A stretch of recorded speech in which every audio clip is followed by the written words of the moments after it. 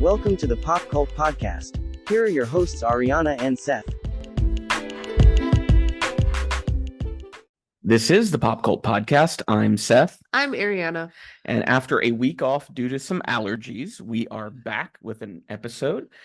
Later, we'll be reviewing Ethan Coen's Driveway Dolls. But first, we're going to be talking about another lesbian romance. I don't know, like Driveway Dolls is a comedy. This is like a dark horror, but not fantasy horror, I guess. Yeah, with body horror elements. Love Lies Bleeding. So Love Lies Bleeding is about Lou, a reclusive gym manager played by Kristen Stewart, who falls hard for Jackie, played by newcomer Katie O'Brien, an ambitious bodybuilder who's headed to Las Vegas to pursue her dream.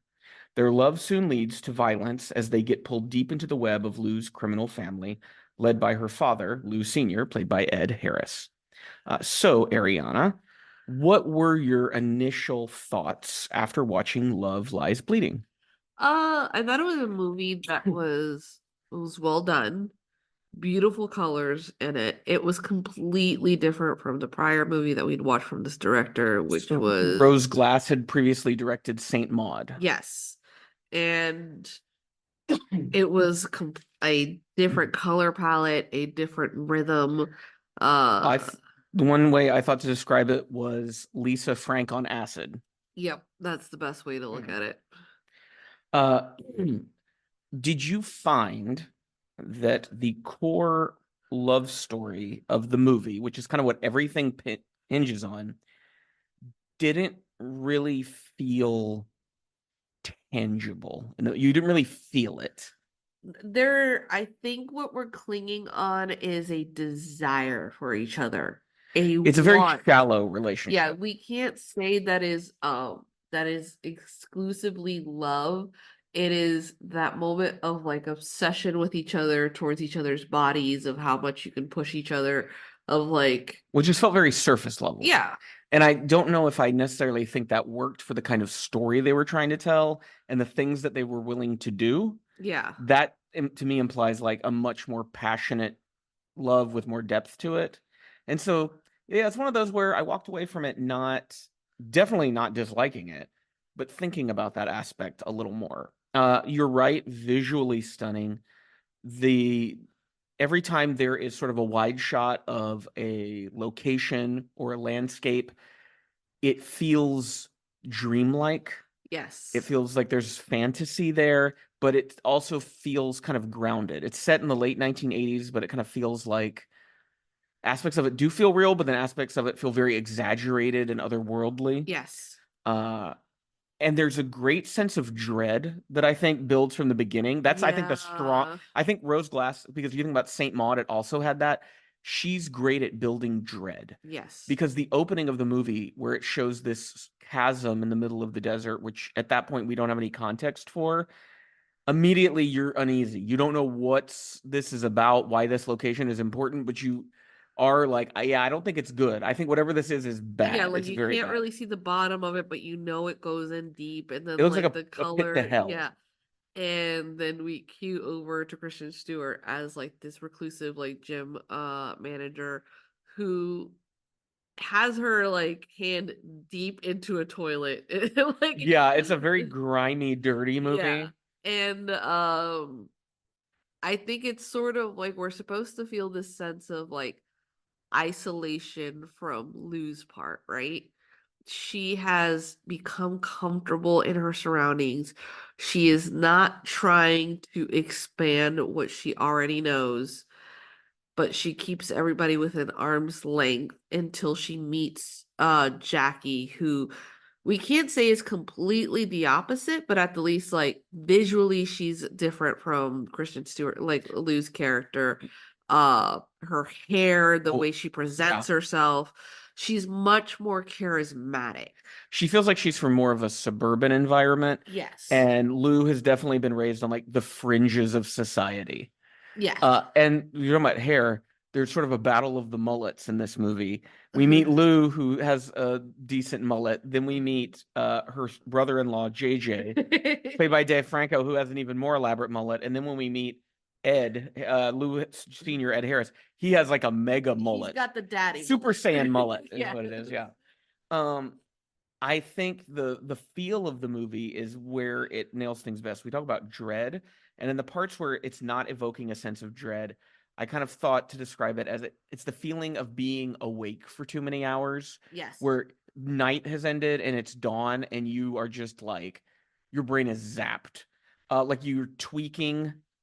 Night kind of bleeding into a harsh sunlit morning. Yeah, you can feel like the tension on your shoulders. You're not really sure if you're seeing things correctly or not, so you're starting to doubt yourself. There's a constant sense of not being rested or relaxed. Everybody's Yeah. running on like just fumes at all times. Yeah, and I think part of the problem of it, like how we're talking, there's never a moment where you question that Jackie and Lou want each other physically and want to Oh be yeah, around that's each very other. believable. It is very believable. They were very good at that. I think it's the aspect of love. I think it feels as if Jackie probably loves Lou, but Lou is waiting for something to drop before like she's willing to commit, because everything's always at arm's length. She's not really like telling Jackie what she wants, but only to get mad at Jackie when Jackie doesn't reveal like everything that she knows. Like how when Jackie's like, "Oh no, I got a job like over at shooting rank as a waitress like that they have there," and she's just kind of like, "Oh, so Well, you're there's only one working." shooting Yeah. range in And town. Yeah. and it's owned by her dad when she reveals like, and I love like Jackie like the bug guy. Oh yeah, Yeah. because Lou Senior likes to eat bugs, which to me also adds to that fairy tale aspect. That's something like a monster in a fairy tale would Yeah. do, right? And it's something that the film never explains. It just happens. Yeah, it's also like this weird thing of like the dad just being like, "Lou, eventually you're gonna be like me. You'll become a monster. You'll Like me. become a monster. It's in you, you're fighting it." I think one of the secret actors that you probably won't notice that they're there until you start looking at them a little closely is Jenna Malone. As her sister. Yeah. Yeah, like the hair and makeup, I thought she was just like some common Oh, I actor. recognize. I know Jenna. I've like, watched Donnie Darko too many times not to but it's recognize like her. after what, but she really like they did not glam her up as her usual Oh, yeah. self. She Like, looks like a housewife. yes. Yeah. Um, Like a late 80s. She has what, like 3 or 4 kids. yeah. Has a very abusive husband. Yeah. But like trying to make the best of it. Yeah, and like there's also like that reveal afterwards where Lou and Jackie have an argument, and like Lou does use her sister as a scapegoat, right? She's like, "No, I can't do because I'm always taking care of my sister, so I'm always worried about her." Like, and it is true, her sister is an abusive relationship, but it's not as if she's with her sister every day. Yeah. Like she's there to like help out with the kids when necessary, or to tell her sister like, "Hey, you shouldn't be around him." But it is But like JJ, her brother-in-law, works for Lou Senior. So that's if he didn't do that, I think the story would be much smoother. But that's what the complication yes.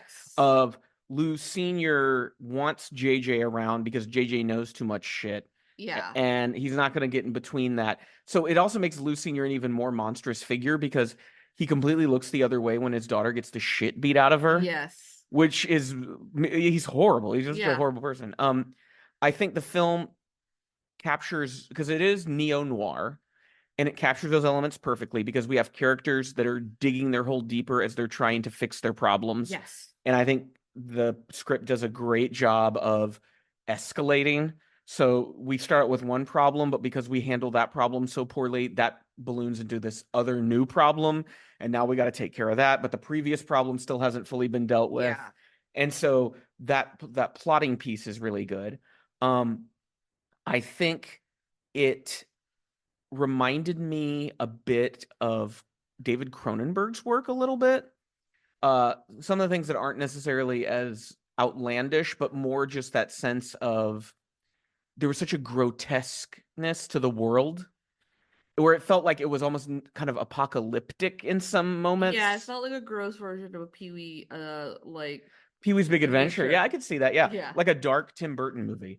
I think her work is very similar to Julia Ducournau. So you think of Titane, Yes. but I think Julia Ducournau is a better director so far. Yeah, I think Julia's more willing to go to these darker places versus this director is kind of like dancing on the edge of it. I do want to note that both movies, this one and Saint Maud, center around a relationship between two women. Yes. And I think that's an interesting thing to explore because in Saint Maud, did you get the sense? I kind of got like there was a sense of a sort of underlying attraction Yeah. between them. And in that film, it's the case of we have a woman who's dying, who doesn't really have anything to lose, positioned against a woman who is having a mental breakdown, and that breakdown is led into this weird religious like zealot zealotry kind of thing where she's becoming very violent. And then we have this, which is, I would say Lou is the Maud character in this movie. And so it reverses where in Saint Maud, Maud comes to the other woman. In this one, we have Katie coming to Lou. And Katie is the one who's a bit more world-wise. Yeah, there is like also this underlining like mystery about her because when we think about how Katie calls home and she's talking to Jackie calls home. Jackie. Jackie calls home and it's like she's crying as she's talking to her niece, and then her sister picks up the phone and goes, like, don't ever call us again.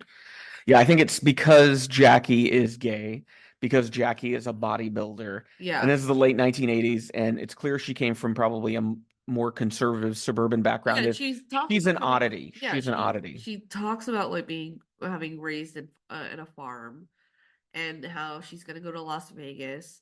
And it is also like the tension is built up on how much her body grows.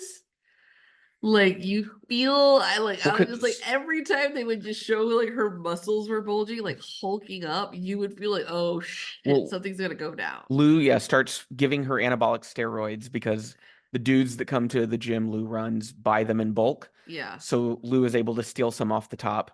And yeah, I really liked those scenes where Jackie, and it's one of those because I don't really know much about anabolic steroids, and I just thought, oh, they just helped you work out, but I didn't realize, oh, it's a stimulant is what it is. Yeah. And so the way like Jackie starts tweaking when she's on the steroids, and the way that I think did a really good job of that sense of when someone's on a drug and they're not thinking clearly and they're just kind of going and doing. And like, especially where that escalates when she does get to Vegas for the bodybuilding competition, it's a good mix of like comedy and horror elements that happen. Especially the weird hallucinations she has. Oh yeah. I won't say what she throws up, but like what she throws up is so bizarre. Yeah, and I think it's also just this weird thing of like how Jackie basically becomes this thing that Lou created. Because it's like she comes to Lou clean and shiny, ready to do this competition, like all natural. And Lou's like, no, I can help you. And this is what you need to take. This is what everyone's taking. And so there's never a moment where Lou goes, maybe this was in the wrong to give it to her, especially like these are stimulants that have been known, at the least, like when men take them, they're increasingly more violent. Yeah. And I think if you look at it that way, from the fairy tale aspect, you can also ask the question of, is Jackie real? Or is she the person that Lou wished upon a star to show up and save her from her monster father? Yeah. Because that's what happens is if it wasn't for Jackie, Lou would never escape. Yeah. And through Jackie's arrival and Lou as this mad scientist kind of reconstructing her, she builds the machine that can finally stop her father and free her. Yeah, and I do like how they get pulled apart, and then when they get back together, there is like this mistrust. Just mistrust. It's Kristen Stewart does deliver this well, but no, baby, I was gonna call you. She does this dirtbag lesbian so well at the end. One of the other actors, character plot, Daisy. Oh, let's have a side conversation about Daisy. So one of the great noir elements in this And I think in any noir story is you'll have the characters and they finally get to a point where it feels like, okay, they've dealt with the problem. Yeah. But then you introduce someone who's like the wrench in the gears. Yeah. And that's Daisy, who's played by, to me, newcomer. I've never seen her in anything. Anna Baryshnikov, and she's the daughter of Mikhail Baryshnikov, who people listening might know as famous Russian ballet dancer. And Daisy is a gym rat. Yeah. Who she keeps showing up to the gym, but she never works out. No, she's just there to like flirt with Lou. Yeah. And even like when we meet Lou, we also meet Daisy, and Lou is, elbow deep in a toilet that's clogged in the gym, which I feel like that is something to do with anabolic steroids. Is it does like cause constipation and weird stuff with like bowel movements, maybe. But Yeah. side note. So side note on the side note. So Daisy ends up. She's introduced as like sort of a ditzy, know-nothing idiot, right? Yeah, that's always hanging around Lou because she's the like only open lesbian in the whole town. But because they do not see Daisy as a threat, Rose Glass cleverly makes Daisy the biggest threat in the film because she has seen all this shit happen and is willing to say something to the authorities. Because we also have the FBI is in town and they're trying to get Lou to rat on her dad. Yeah. And she's pretty good at refusing to do that because she knows he'd kill her. And so Daisy, becomes this really interesting element who then blackmails Lou into having a relationship with her.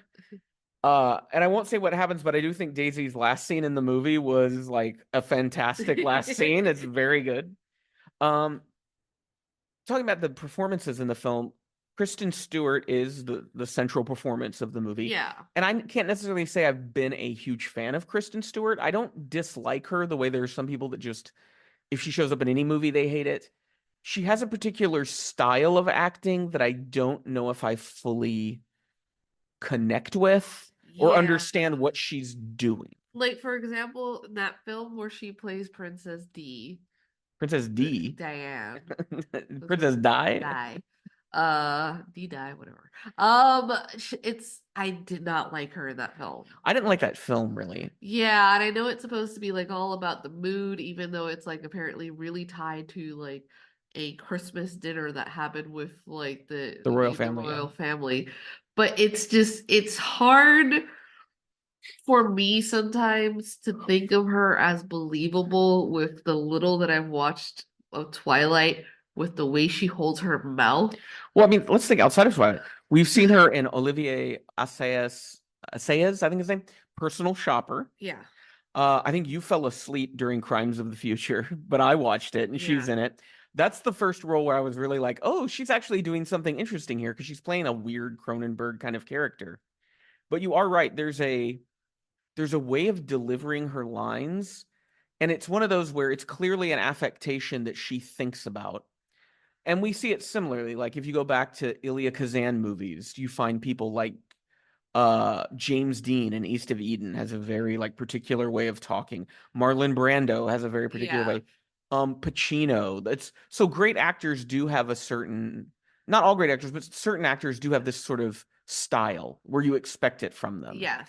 But then, speaking of De Niro, I do find it refreshing when actors go against that. We just watched Jackie Brown as part of the neo-noir series I'm doing. Yeah, and he's playing like this weird stoner dude. He's like stoner, but then this hair trigger for violence. Yes. And it's not like any character I've ever seen De Niro play before. Or you think of De Niro in something like The King of Comedy. Yeah. Where he's playing against type, and it's great because it's not what you expect, and it's done well. And Stewart here, in Love Lies Bleeding, she doesn't play Lou in a way that I wasn't expecting. It was kind of what I expected from Kristen Stewart. And so I think that left me a little lukewarm about her. Yeah, I think she hasn't done anything that has won me over as of yet. Like if I just go like dirtbag lesbian, she did it very well. Yeah, she delivered. But it's just, it wasn't a performance where I am going, well, now I need to watch what she comes to do next. Like I was more like impressed with Katie O'Brien. Like yes, because like she was so charming on screen. You can understand why it is like how Lou was like, yeah, you can come live with me, and like allows her to stay. She's very like all American, which is weird to say about a bodybuilding lesbian, but Yeah. she does. When she said she was raised on a farm, like I immediately could picture it, like corn fed, baling hay. And that's why her, body developed the way it did, right, in this world. And then she just kind of went with it and Yeah. kept going and developing her, like toning her muscles more than normal. Uh, and so yeah, I had a whole picture of that character Yeah. from her screen presence. And even like Anna Baryshnikov as Daisy, I'm interested to see what she does next because that was a very interesting performance she gave as this character, where she was so specific and so grimy and so unlikable, but like able to walk that line between being unlikable and then you just wanting to like kill her. Like, Yeah, like she's got brown teeth for the amount of soda that she's yeah, constantly drinking, and you're not really sure if she's brushing her teeth as she should be, but she's like that griminess that is about the people around Lou that she can't really escape from, but it's not as if Lou is trying to escape.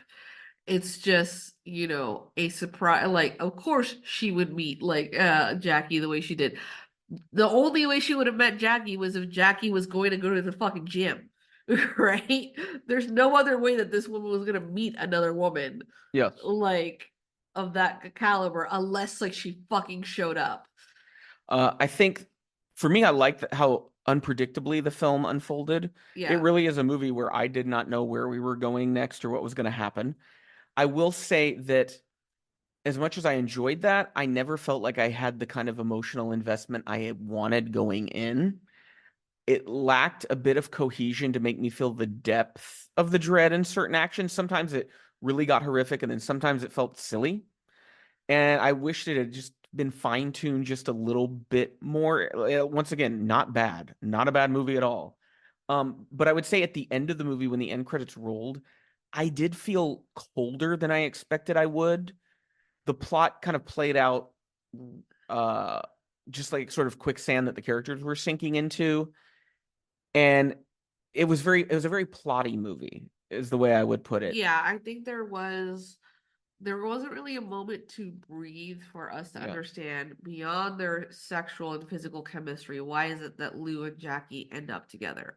Because we do get this montage of them living together and having sex and like them forming into a routine rather quickly, but there wasn't a moment of like being quiet and like expressing what had happened. Like we don't find out that like Lou's mom had disappeared until later on, where Lou is forced to give out that information. Like, And it's only an hour and 44 minutes. And in this day and age, with a movie like this, you can go a full 2 hours. I'm it's fine just with it. supposed to Yeah. be like, yeah, you want to keep it in, like, I understand you want to keep it in character where Lou keeps people at arm's length, and because of that, like, that's why Jackie and her are easily ripped apart for a moment or two. But it doesn't give you enough fuel to explain why Jackie would then do what she needed to do to help Lou out, even though we're kind of like, well, her hand was forced. But it's like she just could have left. When I feel like Glass is spinning a lot of plates in this movie, Yeah. there's a lot of things that you can tell Glass wanted to do. She was like, I want to have this in the movie. I want this look to the movie. I want this kind of character in the movie. And they're all there, but she does them all to the detriment of any of them feeling like they fully are developed by the time the end credits roll, where you're like, oh, I see that from here to there. I see the whole thing. You're like, oh, yeah, I got a sense of that. I kind of understand what that meant, but yeah, it just feels like it was missing a little bit more, which for me, I like a 90 minutes and out movie, Yeah. but I liked the tone and the world of this so much that I wanted a bit more, and I think I would have felt more invested in what was happening in the story. Like you said, the montage. If you had kind of gave us more scenes of intimacy between Lou and Jackie, where it's not just them having sex, where it's them starting to figure out who each other are in this living environment that they're sharing, like little arguments and things like that. Yeah. Because then it would endear them more, and it would make the horror of what they end up facing have that like stomach churning sense you get from a movie where you really are invested in the characters fully. Yeah. But once again, still a fantastic film from Rose Glass. Yeah, it's a great film. I saw someone say this was A24 She-Hulk. Yes. We won't say the moment that happens in this movie, but there is a moment in the final act of this movie that is batshit fucking crazy. It is so good. Yeah. It is worth watching the movie just for that moment to just sit there and be like, what the fuck is going on?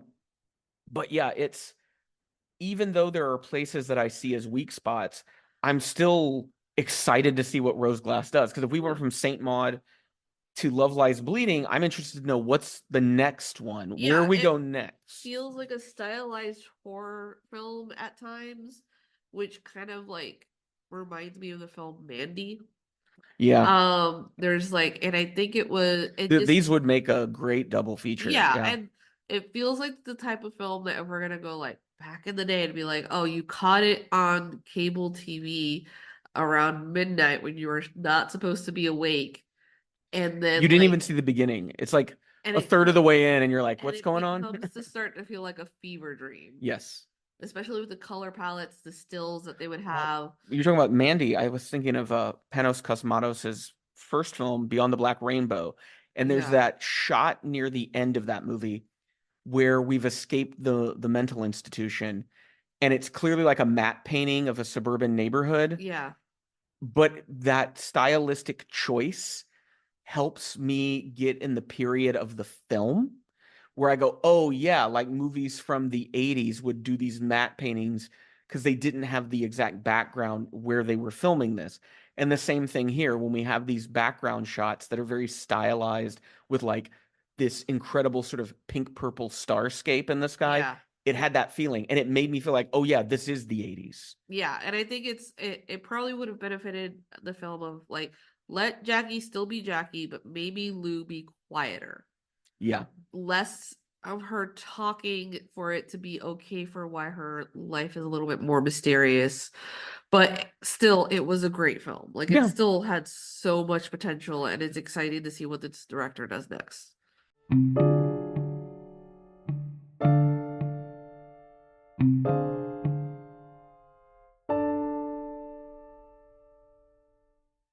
In search of a fresh start, two women embark on an impromptu road trip to Tallahassee, Florida. However, things quickly go awry when they cross paths with a group of inept criminals along the way. This is Drive Away Dolls, the first solo film from Ethan Coen of the Coen brothers, and co-written with his wife and editor, Trisha Cook. So, Miss Ariana, Yes, Mr. Seth? what did you think of Drive Away Dolls? I thought it was a fun, cute little movie that has a few mistakes here and there. I feel like if we were in an age of cable and you played this a ton of times, this would become either a cult classic or one of those movies that people say, "Oh, I really love that movie for whatever reason." There's some parts of it that fall flat that it's character-wise, but overall it was a decent film. I would say it for what it is, and it is a film that knows what it is. This is a B movie. Yeah. This is not a tentpole blockbuster movie. This is a kind of movie that we don't often see get wide releases in theaters anymore because typically the studios are putting out these overblown spectacle fests. Yeah. And this one is not that. It's the reason it got a wide release is because it's a Coen brother attached to it, and so that name still has clout. But it is interesting to see Ethan Coen on his own without Joel. Yeah. Because for decades, we associated these two brothers together. And now seeing them apart, you get a sense of who brought what to the table. Yes. So Joel Coen is married to Frances McDormand. And I have not seen it just because I'm not a big fan of Shakespeare. I mean, in the sense that like I get why Shakespeare is You're a terrible English major. That's what you're talking. like I get why Shakespeare is so notable and so influential. I just don't necessarily derive much pleasure from watching performances of Shakespeare. It's just not my thing. And I know that Joel did an adaptation of Macbeth with Francis and Denzel Washington. Didn't really see it just because I wasn't that interested. At some point, I may sit down and watch it. But it's become clear to me that Joel was the one who brought kind of the more serious, dark edge to things, and that Ethan was more of the silly boy. Because Drive Away Dolls is a classic in the style of like a Preston Sturges or like Howard Hawks's Bringing Up Baby. Yeah. Farcical comedy. Margaret Qualley is playing a role that Katharine Hepburn would have played. Yes. If Katharine Hepburn was a millennial making movies today, she would have been Jamie in this movie. Yes. Because it has that kind of fast talking. She's Southern, so that gives it a different twist and that kind of like transatlantic accent. Yeah. But I do feel that Margaret Qualley is kind of the one that the weight of the movie rests on. Oh, definitely. And that's not to shortchange Geraldine Viswanathan, who plays Marion, the other woman in the duo, because she has this. It's a comedy duo. Yeah. Where Qualley gets to be the one who's silly and everybody's laughing at what she does, while Viswanathan is the one that is constantly talking about, what common sense says they should do, avoiding problems. And so it is that classic kind of comedy duo thing. I feel like Qualley's Jamie is like a descendant of George Clooney's character from Oh Brother, Where Art Thou? Yeah. Like she's his great granddaughter or something. What did you think of these two actresses' performances? I thought they were good performances. I do think that unfortunately, like Marion was underdeveloped to some degree. She just kind of like bookish and at first, like you're like, oh, maybe this is gonna be she'll have at the least like some dry delivered lines that are very funny because we see her at first in her office. There's a guy asking her out, and she's just like, I'm busy. I have like. And we'll also say this is set in, was it the 1990s? Like 1999, because they talk about Y2K. Yes. So it's in a time where being out as a lesbian in America isn't quite as friendly as it would be today. And it just, it felt as if they didn't really do a good balance between Marion and Jamie, because like when Jamie's on the screen, she takes over.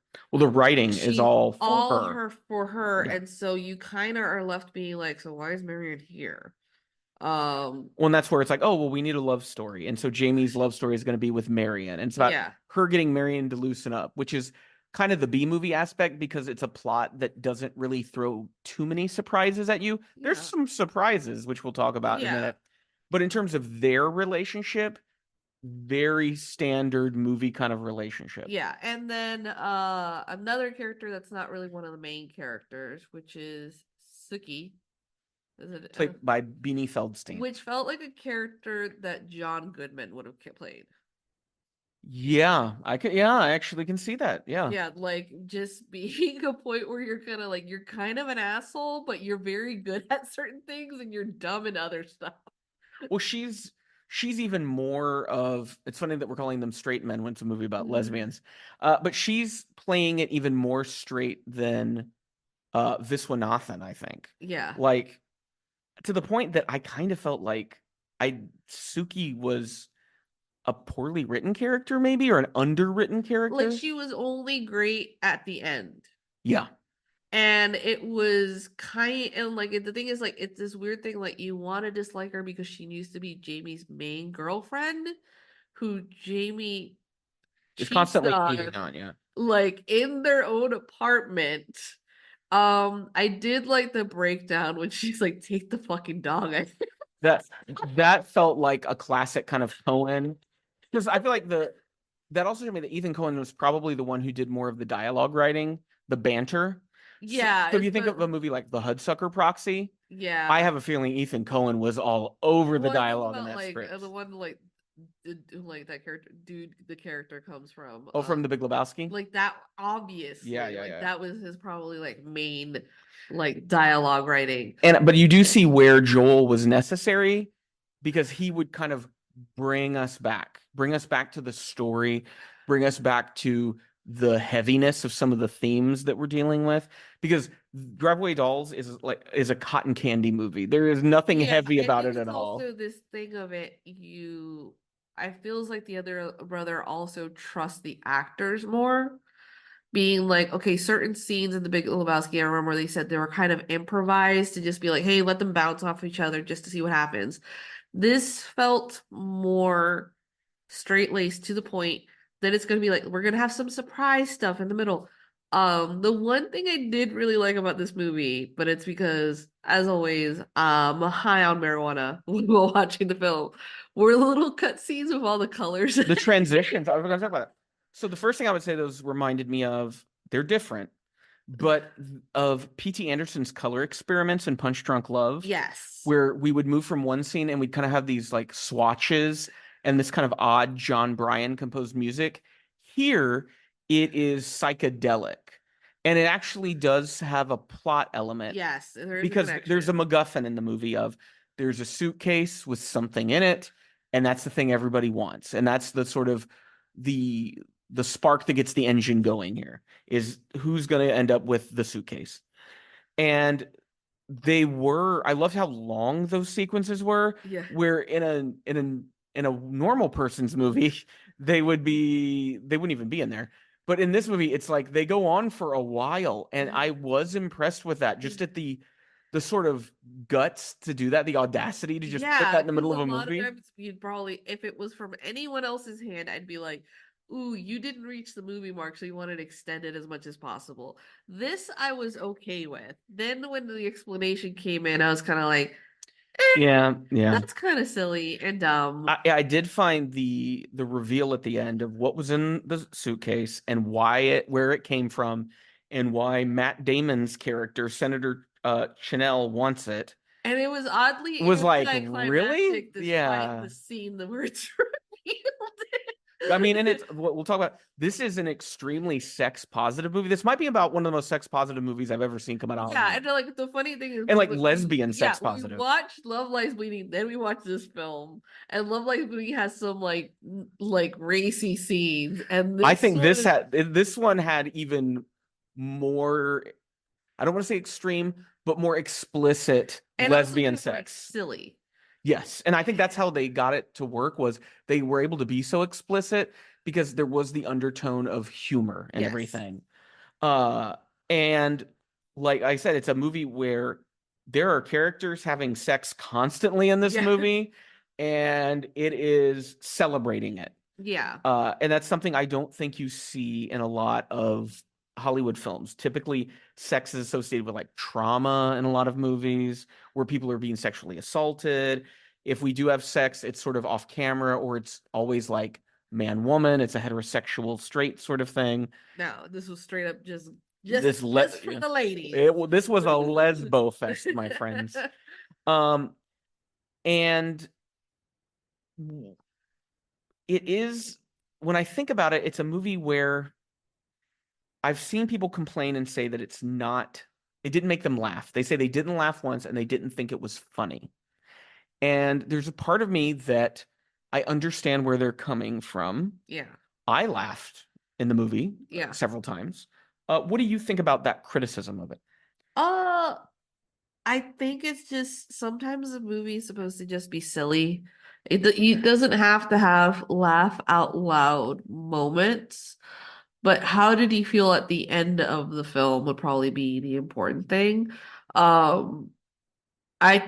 think it's just probably because they didn't really highlight certain parts. Like one of the humorous parts, it's also supposed to be touching, is when Jamie tells Marianne, like, I'm really sorry that I've just pushing you to go to all these like gay bars, telling you to loosen up. She's like, Oh, because one of the things on their road trip is that Jamie has pre-planned all of these stops at gay bars along the way. yes. Yeah. And that, like, even though Marion's like, we're supposed to be there within a day, and she is just going to Tallahassee to go hang out with her aunt. But she's like, Jamie's whole thing is like, I'm going to get my friend to go have sex because she hasn't had sex since she broke up with her last girlfriend. Despite the fact that Jamie herself has just broken up with her current girlfriend. Well, no. Jamie's girlfriend has broken up with Jamie because she was cheating on her in their apartment. Yeah. And might be homeless at the Yeah. time being. But I did love the fact that when there was like, you know what? I've been pressuring you. You're not that type of girl. And you know what? I'm going to take care of this because if I really care for you, and like the actress that plays Mary like does a really good job where she's just nodding quietly, which fits the character, but you would have completely missed the humor out of it because they didn't it wasn't shot in a way to like show how amusing it was. It was a side shot. There was not a lot of like soul on her face just because, and I understand they were just in love with Margaret Qualley's face the whole time. Like they want to see that speed come from her mouth as she's talking. So we have these two different movies about lesbian relationships. Which relationship did you believe more? The relationship between Jamie and Marion in this movie, or the relationship between Lou and Jack I in the other believe film? this movie. Yeah, these felt like people that were actually friends. Yeah. They'd been friends for years. And so when they do finally cross that line, it was one of those where you're like, oh yeah, this kind of makes sense. Like this felt like a thing that was probably going to happen at some point between the two of these Yeah. people. Because did it ever imply that they had hooked up before in the past? No, they were Okay. just like really good friends. Like, and because Marion had called her while she was hooking up with someone else. Like how she answers her phone when Sookie calls and Dylan's like, God damn it, I told you not to interrupt me during sex. Yeah. And that's when she reveals herself because she thinks it's her friend. It's also a movie with what I would argue are kind of wasted performances. Yeah. It seems like they called in a lot of favors. The film opens with Pedro Pascal. Yeah. And I get why he's not in the rest of the movie. We won't spoil anything. Yeah. It does make sense. So that one I give them. That's sort of, oh, it's a cameo in the opening of your movie kind of a thing. Matt Damon as the senator. Why did you cast Matt Damon? You literally could have cast anyone. He did not do anything. There were not even like opportunities for him to really do anything with that role. And the thing is, like, we can't really say that Matt Damon is as big as a star as we were used to seeing him before. Here's that. But that is obviously a favor. I would say if you cast Matt Damon in a movie like this, it's like casting Brad Pitt in something now. Yeah. The luster of them being the megastar they once was gone, but now they've stepped into that role of the sort of stentorian, like, oh, it's that guy from those movies I saw years ago, where you're supposed to go like, oh, it's Matt Damon, but he doesn't. I would like in a Coen Brothers movie, you would expect at least one big scene for that character that kind of justifies their existence. You think about John Turturro in Miller's Crossing. He's in the movie, but his big scene is the woods scene. Yeah, and I kind of almost wish that Matt Damon was like, even though he was quote unquote, I wish he would have been like the bad guy in the background that we heard about occasionally. I thought that's what was going to happen is, oh, he's the mastermind villain. And he kind of is, but he's so disconnected from everything. He feels so weak when he hands over, like when he does the exchange with them. It's like, that's it. And then like towards the end, we have a funny moment. But I wish there was a little bit more for us to just be like, give us a reason why we don't want him to get whatever it is that he wants his hands on.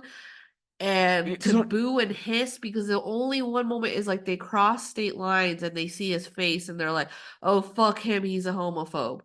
That's all you gave me. There's not enough information on him for me to like, then just cast someone who's not as recognizable, right? Yeah. A character actor or If they're something. go through all like these hotels or motels, have a commercial with him saying stuff, or show it's like, oh, they have an interview with him on like Channel 5, a blah blah blah, and like you get to the point that you're like, oh no, I hope he fucking like loses his election and his wife leaves him and all this stuff.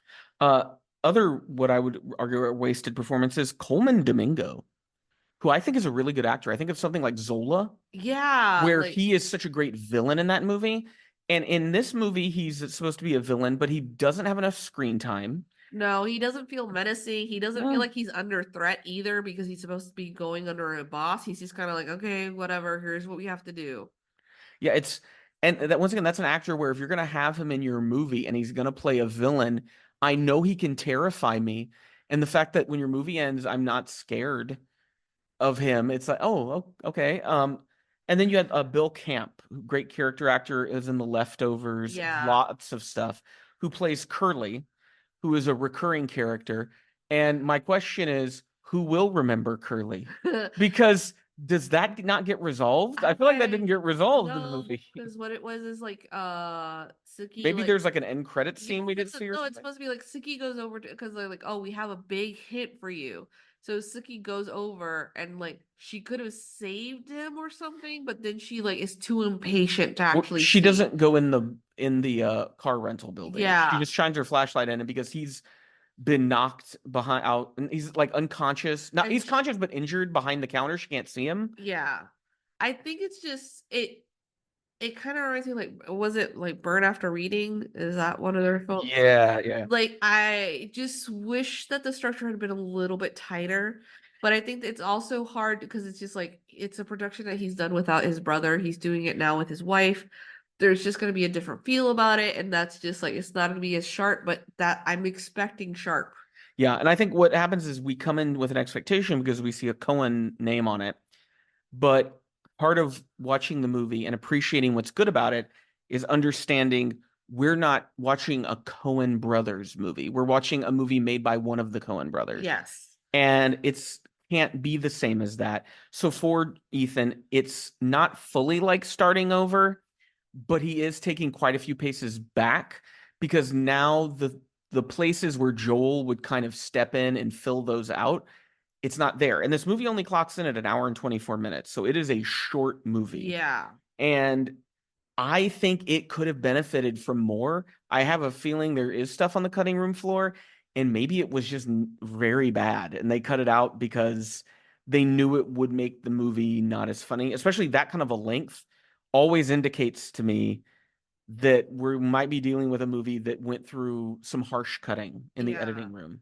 It doesn't feel as secure as you would want it to feel. Like it feels more Sam Raimi-ish, which I understand why it is When that they were friends with him, yeah. They're still friends. We're not. They were. They were. You know, we all know that Yeah. beef between Raimi and the Coens. But yeah, I remember when we were watching it, I commented some of the camera angles. Yeah, I was 'cause like, "Oh, this feels a lot like Crime Wave, that movie he did, which I think the Coen brothers might have done a rewrite on the script back in '85." It has that kind of heightened farcical Looney Tunes universe a little bit. yeah, and it felt as if like the production company or whoever were quick to give them the money and it just needed a little bit more time marinating so they could really get these characters like together. Just because again, like Suki played by like Beanie Fieldstein, who like I liked her in Booksmart. There's a lot of stuff that I've seen her in that were, but it's like her character is almost to the point of dislikable that you just aren't. You're kind of like, why are we cutting to her? Yeah, and she's not funny enough to counteract that unlikability. Yeah, like there are moments like when she is like talking to Jamie that she is funny, but then you kind of lose it. Well, they don't have, I mean, they have what, like one or two scenes together total the whole movie? Yeah, and then like when like the goons come to her apartment looking for Jamie and she's just like she fights back. Well, she's a cop, right? Yeah. So yeah. Would you recommend which of these two movies would you recommend over the other? You have to pick your lesbians. Love Lies Bleeding or Drive Away Dolls? God, oh, what type of date are you having? No, it's just this is a blind lesbian pick, is what we call it. I think Love Lies Bleeding just because it's like there's more you can get out of, even though like I wasn't fully satisfied with it. This I know very well that Drive Away Dolls, like if I find another movie that like does everything I hope this would have done and more, then I'd probably be like, this is just a poor man's version of it. He says he still wants to do more stuff with his wife that is like, And I'm up and for he's it. like, it's I gonna be like it. lesbian stuff, and I want to be like, not that I'm against it. I just want to know where that. Like, what's going on? Like, I just need to understand, like, is this like a Wachowski situation? Is Ethan actually transgender? Like, what's going on They have a here? child that's That could be, yeah. gay And they they're, want to like, make movies for their kid. Yeah. even though there's a lot of sex stuff. Well, maybe their kid's like a teenager or college age or something, and they're Yeah. like, she should have movies like we Yeah. had in the 80s, kind of a thing. And that's Yeah. what it is kind of like. Go and like so therefore like it's hard to not want to dismiss it entirely because there's some good bits about it. It's a movie that I think people should see. Yeah. I just don't know if it's going to stick with you. But it's like while you're watching it, you're going to have a fun time. Yeah, it's kind of like getting a meal and only liking certain side dishes. Yeah, you're like, I don't like the whole thing. I eat this again. You're not sure if you come back, but you didn't have a bad night. Yeah, exactly. But I agree with you. I would probably recommend Love Lies Bleeding just because there's more meat on the bone of it and it's doing more interesting things. I still think, like I said, Driveway Dolls is a fun watch one time. Yeah.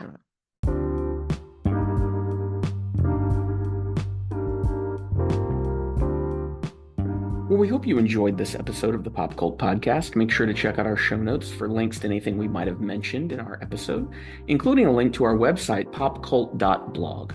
Make sure that you subscribe wherever it is that you listen to podcasts so that you'll be notified when new episodes of our show are up. If you visit popcult.blog right now, you're going to find that we just wrapped up a series looking at selected films from British director Mike Leigh, which we really loved.